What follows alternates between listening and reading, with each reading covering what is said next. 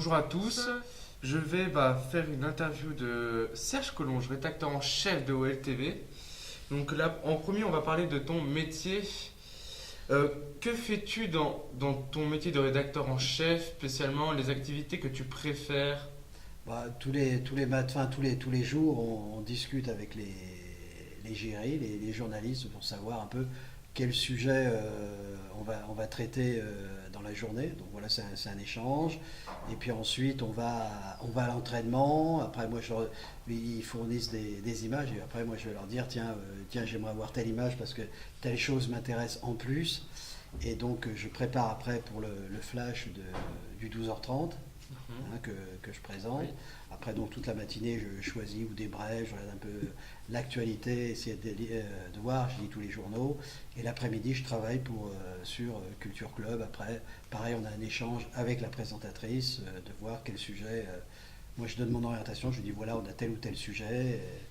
Et puis voilà, je mets ça en place. D'accord, au moins c'est clair. Quelles sont tes conditions de travail? Préfères-tu aller en tournage ou rester derrière un bureau? Moi, j'aime mieux, à la limite, je préfère être sur le terrain. C'est vrai que c'est plus sympa de voir plutôt que de rester devant un ordinateur. D'être sur le terrain, c'est quand même là où tu as vraiment l'info que tu peux apprendre. Troisième petite question. Tu préfères travailler en duo, en équipe ou individuellement? J'aime bien individuellement, mais ma fonction fait que je travaille en collectif, donc non, ça me dérange pas. D'accord, d'accord.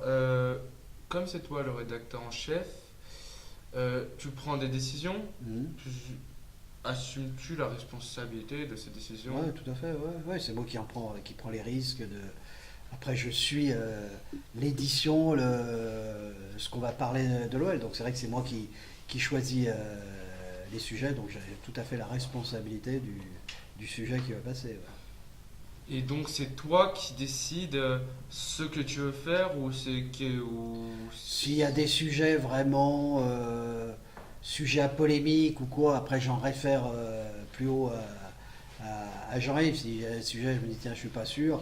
Après là, j'en réfère quand il y a vraiment, ouais, qu'il peut y avoir sujet à polémique où je suis pas sûr qu'on puisse le passer. Et puis après, on en discute pas mal aussi avec les rédacteurs. On en discute ensemble. On dit tiens, qu'est-ce que t'en penses? Donc il y a un petit débat. Hmm, d'accord. Mais ça n'a rien à voir avec de l'information sur de la politique, sur du social. Et le débat est vite terminé. C'est quand même pas non plus. Oui. Il n'y a pas mort d'homme. Ouais, ouais, d'accord. Pourrais-tu me dire quels sont les deux avantages et contraintes du métier de journaliste? Les De deux journaliste. avantages, c'est qu'il faut être curieux, en général. Il faut être curieux pour arriver à savoir qu'est-ce qui se passe, pourquoi ci, pourquoi ça, pourquoi la personne est venue à telle heure, pourquoi je reste dans le football, pourquoi il vient pas à l'entraînement ce matin. Tu vois, ça, c'est une curiosité. Après, c'est un échange avec les gens, c'est un échange avec les supporters. Après, le métier du journaliste, c'est ça, c'est échanger avec quelqu'un. Et ça, c'est très riche parce que tu peux échanger aussi bien avec des gens qui vont être directeurs d'une très grande entreprise, et puis tu vas discuter avec quelqu'un qui fait la manche. Tu vois, c'est très riche. Après, la difficulté, je dirais, c'est qu'il faut être hyper disponible. C'est-à-dire que Oui. c'est ça qui peut te coûter. Il faut être disponible le week-end. Il y a ces contraintes-là. Bah après, si tu veux réussir, il y a pas, ça y est pas, c'est comme ça. D'accord, compris. Euh, Faut-il avoir beaucoup de qualité pour faire le métier de Ouais, journaliste? faut des qualités. Il faut avoir de la culture générale. Ça, c'est vachement important parce que tu as plein de sujets à traiter. Et puis, quand tu es face à quelqu'un dans une interview, si tu as de la culture générale, ça va t'aider parce que la personne peut te répondre telle chose. Et puis, toi, tu peux te dire tiens, je vais lui parler musique, je vais lui parler. Ouais. Donc, là, ça, c'est important. Savoir écrire, avoir du vocabulaire. Puis être sympa. Penses-tu que si je devais faire un jour ce métier, Là, c'est mort. non, pensez-vous qu'il y ait d'autres choses à savoir? Penses-tu que j'ai d'autres choses à savoir? Ouais, oui, bah, bien sûr, parce qu'après, il ne faut pas s'orienter automatiquement. Tu me dirais, tiens, je veux devenir journaliste sportif. Tout de suite. Je dis, c'est très bien. Mais peut-être qu'avant, il ne faut pas non plus, si tu veux faire ce métier-là, si on te propose de dire, tiens, voilà, Jules, il y a une possibilité de faire un stage, je prends le quotidien local, Le Progrès, mais il va falloir que tu suives la rentrée des classes, aller faire des photos d'une petite école. Bah, je te dirais, ouais, vas-y, parce que c'est les bases. Tu vas commencer à apprendre ton métier comme ça. Tu vois, faut pas te dire, je suis journaliste sportif, on me propose ça, ah ben j'y vais pas parce que je veux que le sport. Il faut peut-être te dire, bah ouais, je vais commencer à rentrer par faire ça et après j'arriverai au sport. Si tu as la chance de tout de suite devenir journaliste sportif, bravo.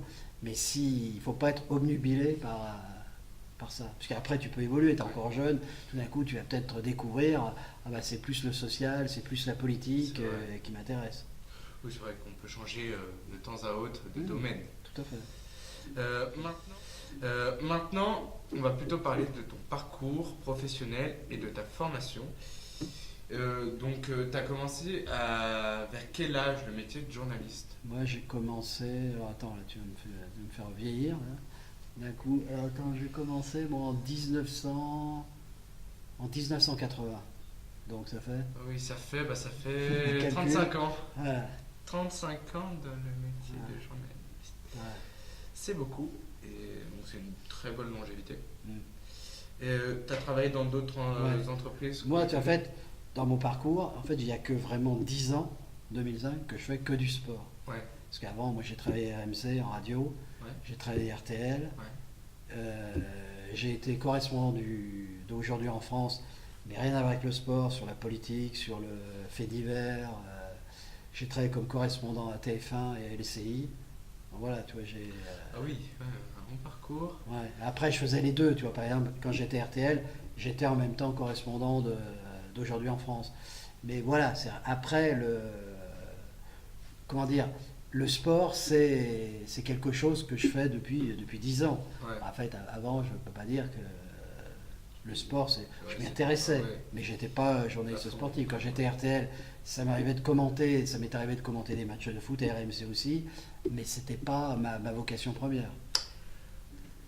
D'accord. As-tu déjà exercé d'autres métiers plus jeunes que le métier de journaliste ou...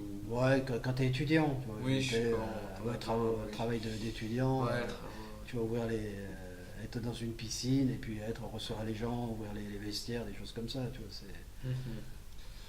Ta formation? Par où es-tu passé? Moi, j'ai fait une école qui faisait que du journalisme, qui était à Lyon avant, qui fait maintenant plus de la pub qu'autre chose.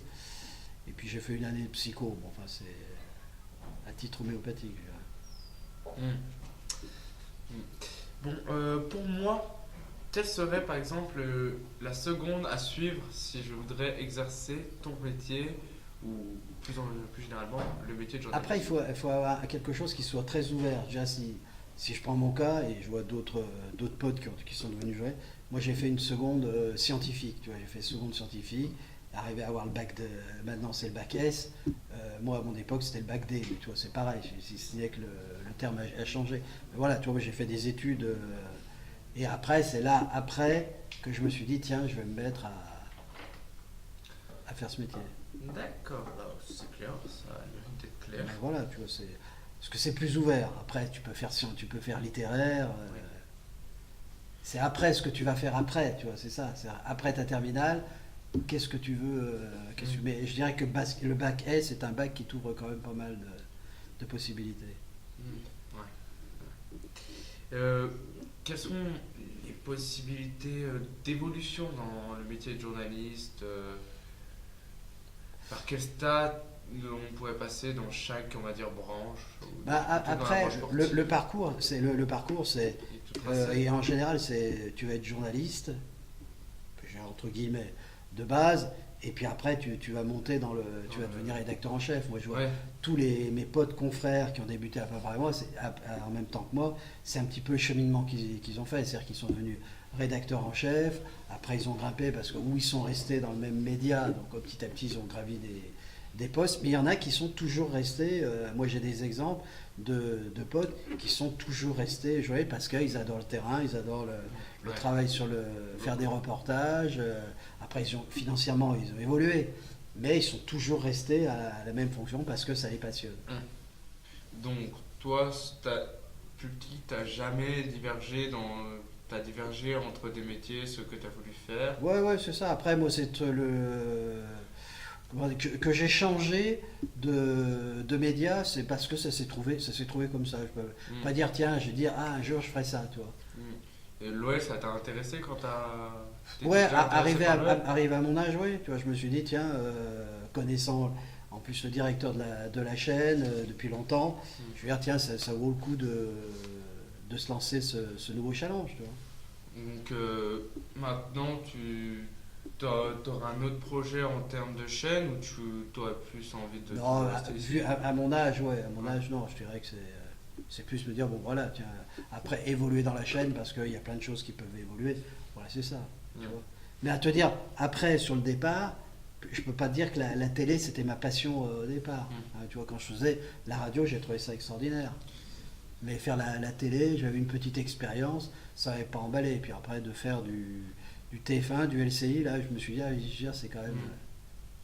Mais après, tu vois, ce qu'il faut bien, c'est que ces médias-là sont incomparables ici avec d'autres, oui. avec les grosses rédactions. Ça n'a rien à voir. Là, c'est un dessert. Là. Oui. Et en termes quand tu passes, par exemple, en direct, ou même pas en direct, mais plutôt en direct, quand tu passes en direct, est-ce que tu as le stress, tu as le trac à chaque fois même? Même là, oui, je l'ai. Oui, parce que et heureusement que tu l'as, parce que ça te permet de rester attentif. Mais même quand je fais le flash, je dirais que peut-être moins quand je fais l'émission du soir. C'est pas pareil. Mais quand je fais le flash, je l'ai plus. Je me dis attention, il faut pas que la langue va fourcher. Et puis tu peux pas, t'es face à la caméra, t'as pas le droit de te gratter le nez, toi il y a plein de choses. Et c'est vrai que, et surtout qu'en plus, par le pur derrière, c'est quand tu commences à accrocher une phrase, tu vas en accrocher d'autres. Et donc c'est un effort de concentration vachement plus fort qu'en radio. En radio, tu peux faire ce que tu veux, parce qu'on ne te voit pas. Oui. Donc c'est facile, on m'entend. Hein. Tu as ton papier, tu regardes ton papier, tu le lis, mais après la problématique est la même. Dès que tu vas commencer à accrocher un mot, en général, tu accroches plus tard. D'accord. Merci pour cette interview. Pas de quoi, Jules. C'était très sympa. Bon, ciao.